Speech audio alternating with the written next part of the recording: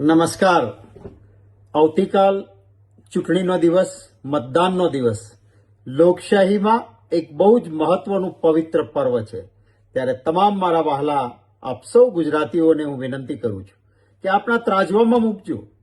ભારતીય જનતા પાર્ટીને સંપૂર્ણ બહુમતીઓ બધી જ ચૂંટણીઓમાં છેલ્લા સમયથી ગુજરાતમાંથી મળતી રહી છે. સંપૂર્ણ બહુમતી મળ્યા પછી સંપૂર્ણપણે વિનમ્ર બનીને સંપૂર્ણ સેવા કરવી જોઈએ.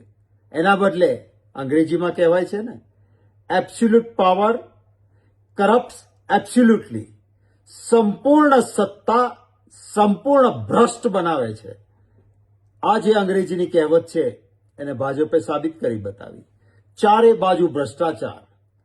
બ્રિજ બને, એનું ઉદ્ઘાટન થાય એ પહેલા એ બ્રિજ તૂટી જાય અને પછી પાછું બ્રિજને તોડવા માટે જે ટેન્ડર બહાર પડે એ બ્રિજ બન્યો હોય એના કરતાં વધારે રૂપિયાનું બહાર પડે.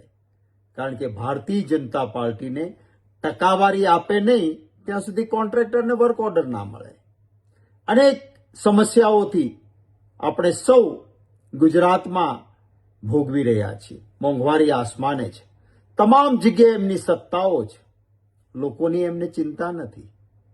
રસ્તાના ખાડાઓ હોય, નળ ગટર કે પાણી હોય, યુવાનોને રોજગારી હોય, ફિક્સ પગારમાં શોષણ હોય, કોન્ટ્રાક્ટ પદ્ધતિથી યુવાનોને નોકરીએ રાખવાની, સરકારી નોકરીઓમાં ભરતી નહીં, પેપર ફૂટે, અનેક સમસ્યાઓ છે. ત્યારે આપ સૌને વિનંતી કરું છું કે કોંગ્રેસના પંજાના નિશાન પર આવતીકાલે તમામ સ્થળો પર આપ મતદાન કરવા જાઓ ત્યારે મતો આપજો. જે રીતે ભૂતકાળમાં એક મજબૂત વિરોધ પક્ષની ભૂમિકા પણ આપ સૌના મતો ઓછા મળવાના કારણે કોંગ્રેસની ન રહેવાથી ભય મુક્ત ભાજપે ભ્રષ્ટાચાર કર્યો હતો. ત્યારે હવે આ દિવસ, મતદાનનો દિવસ, એમને સજા કરવાનો દિવસ છે, શિક્ષા કરવાનો દિવસ છે. અને એટલા માટે ભારતીય જનતા પાર્ટીને જાકારો આપજો.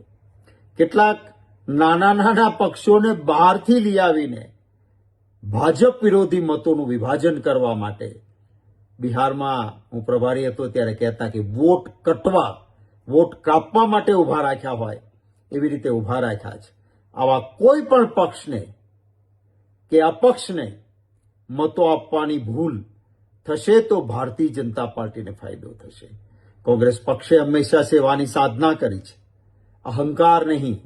લોકસેવા માટે અમારા ઉમેદવારો કામ કરશે અને જરૂર એ માટે અમારો સૌનો પણ પ્રયત્ન રહેશે.